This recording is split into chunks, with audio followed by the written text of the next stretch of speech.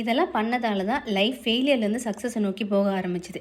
இதை நான் வெறும் வார்த்தையில் சொன்னால் அவங்களால நம்ப முடியாது. ஆனால் ப்ரூஃபோட காட்டினா நம்புவீங்கல்ல. ஸோ ப்ரூஃபை வீடியோவில் அட்டாச் பண்ணியிருக்கேன். பொறுமை இருக்கிறவங்க பாருங்கள். இன்னொரு விஷயம் சொல்லிடுறேன், வீடியோவில் காட்டுறதுக்கும் பேசுகிற டாப்பிக்கும் சம்மந்தம் இருக்காது.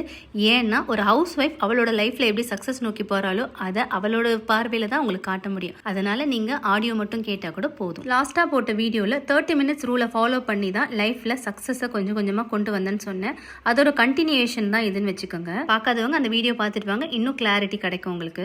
ஸோ என்னோட லைஃப்பில் பார்த்தீங்கன்னா நான் படித்தது இன்ஜினியரிங். 80% டிஸ்டிங்ஷனில் பாஸ் பண்ணி வந்தேன். எவ்வளவோ கம்பெனிஸ் ஏறி இறங்கினேன். பட் ஒரு இடத்துல எனக்கு வேலை கிடைக்கல. ஆஃப்டர் மேரேஜ் எதோ ட்ரை பண்ணேன், பிஸ்னஸ் பண்ணலாம் அதை பண்ணலாம். பட் எதுலேயுமே ஒரு சக்ஸஸ் இல்லை.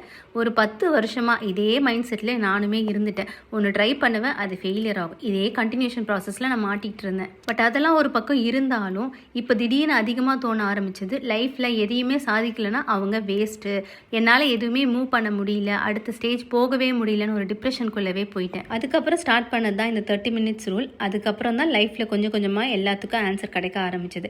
இப்போ அந்த 30 மினிட்ஸ் ரூல்லேருந்து நிறைய பேர் டவுட் கேட்டிருந்தேன், எப்படி ஸ்டார்ட் பண்ணணும், எங்கே போகணும்னு தெரியல, அதை கைட் பண்ணுங்க. அதுக்கான வீடியோ தான் இது. இப்போ நான் சொல்ல போகிற சின்ன சின்ன விஷயங்கள் உங்கள் லைஃப்லையும் இம்ப்ளிமெண்ட் பண்ண ட்ரை பண்ணுங்கள். ஃபஸ்ட்டு நீங்கள் எந்த ஒரு சோஷியல் மீடியாலையும் அதிகமாக ஸ்க்ரோல் பண்ணுறீங்கன்னா நீங்கள் அதுக்கான ஒரு அலாரம் ஃபிக்ஸ் பண்ணிக்கோங்க. சப்போஸ் இப்போ நீங்கள் 9 மணிக்கு ஏதோ ஒரு இன்ஸ்டாகிராமோ யூடியூபோ ஓப்பன் பண்ணுறீங்கன்னா ஒரு 9:15க்கு ஒரு அலாரம் செட் பண்ணிவிடுங்க. 15 மினிட்ஸ் தான் நீங்கள் பார்க்கணுன்றதை நீங்கள் ஃபிக்ஸ் பண்ணணும்.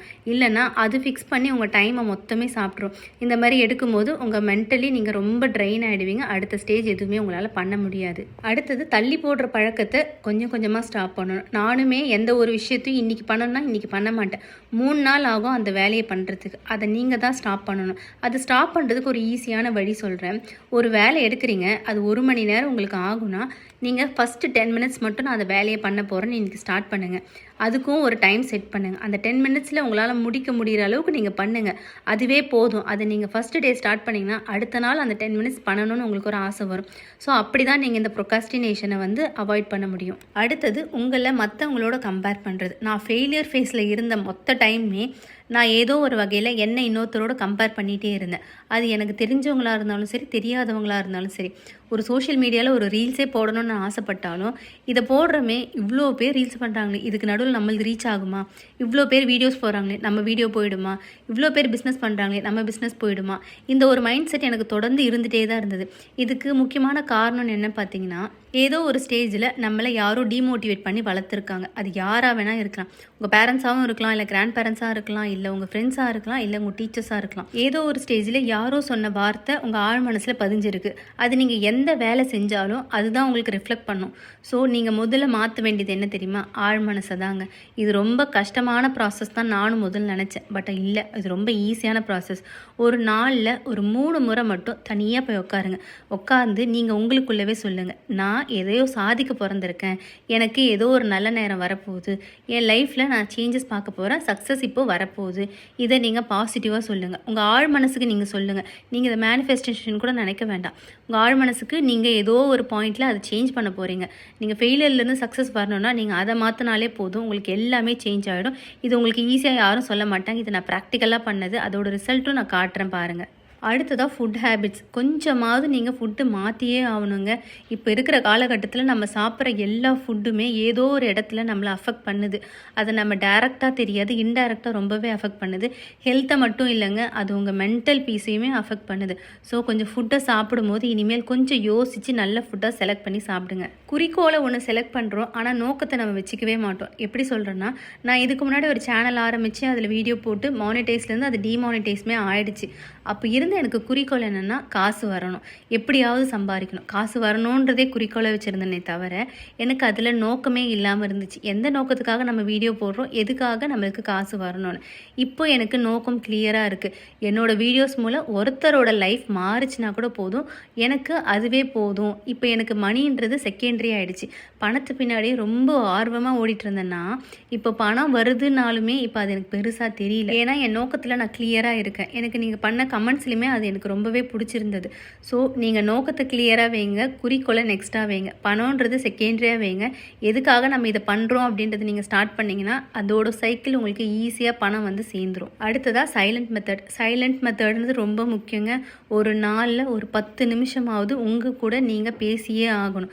அது பண்ணலைன்னா உங்களுக்கு லைஃப்பில் அடுத்த ஸ்டேஜ் என்னன்னே உங்களால் கண்டுபிடிக்க முடியாது. சைலண்ட்டாக உட்காரணுன்னா ஃபுல்லாகவே சைலண்ட்டாக இருக்கணுங்க. அந்த டைமில் உங்கள் கூட யாரோ பேசுகிறாங்களோ இல்லை பேக்ரவுண்டில் பாட்டு ஓடுதோ அந்த மாதிரி எதுவுமே இருக்கக்கூடாது. இப்போ சொன்னது நீங்கள் கொஞ்சமாக ஃபாலோ பண்ணால் கூட உங்களுக்கு சேஞ்சஸ் ஸ்டார்ட் ஆகிடுங்க. இப்போ நான் உங்களுக்கு ப்ரூஃப் காட்டுறேன் பாருங்கள். இந்த சேனல் ஆரம்பித்து 10 நாள் தான் ஆகுது. ஸ்டார்டிங்கில் எல்லாமே 0ல் இருந்தது. ஃபஸ்ட்டு வீடியோ மட்டும்தான் போட்டேன். முகம் தெரியாத யாரோ ஃபஸ்ட்டு வீடியோவில் இந்த அளவுக்கு ரீச் ஆவாங்களான்னு எனக்கு தெரியல. இதோட ரீச் நல்லாவே இருக்குது. ஸோ இது எல்லாமே நான் இந்த ஹேபிட்ஸ் எல்லாம் ஃபாலோ பண்ண பிறகு எனக்கு நடக்கிறது. நீங்களுமே இதெல்லாம் ட்ரை பண்ணிங்கன்னா கண்டிப்பாக உங்களுக்குமே சேஞ்சஸ் கிடைக்குங்க. இப்போ நான் இந்த ப்ரூஃபை காட்டியிருக்கேன்றதுக்காக நீங்களும் யூடியூப் சேனலில் தான் ஜெயிக்கணுன்றதை நான் சொல்ல வரலை.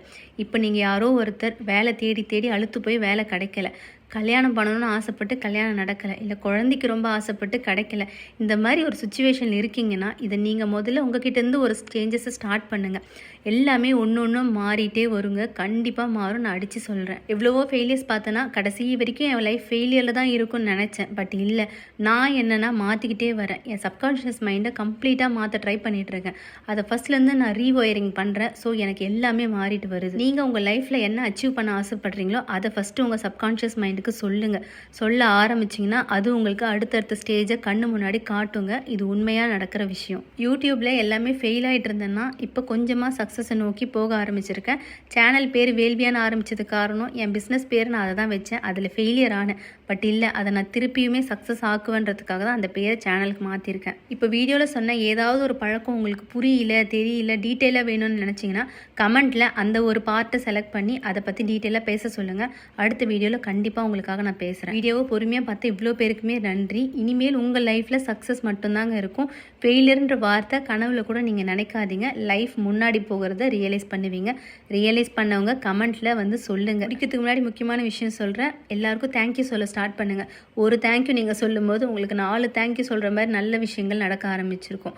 ஸோ இந்த வீடியோ பிடிச்சிருந்தா எனக்கும் ஒரு தேங்க்யூ சொல்லுங்கள். பிடிச்சிருந்தா மட்டும் சப்ஸ்கிரைப் பண்ணி வச்சுக்கோங்க. நெக்ஸ்ட் வீடியோவில் மீட் பண்ணுறேன். பாய்.